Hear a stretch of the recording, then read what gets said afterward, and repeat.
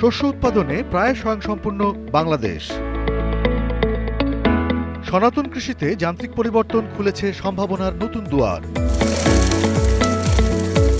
মাছ উৎপাদনে বিশ্বে দ্বিতীয়। সঠিক নির্দেশনা পেলে এদেশের কৃষি যে কোনো খাতকে পিছিয়ে ফেলে দেশকে নিয়ে যেতে পারে অন্য কোনো উচ্চতায়। আগের তুলনায় ফসল বেড়েছে অনেক। এই অসম্ভবকে সম্ভব করেছেন এদেশেরই কৃষক আর কৃষি গবেষকরা। বাংলাদেশের মাটিতে সোনা ফলে, তার প্রমাণ আগেই পাওয়া গেছে।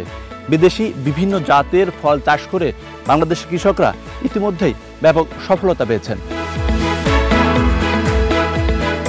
বদলে যাওয়া কৃষি নিয়ে আমাদের অনুষ্ঠান কৃষি ও প্রযুক্তি। দেখতে চোখ রাখুন প্রতি শনিবার রাত ৮টা সংবাদের পর এটিএন নিউজের পর্দায়।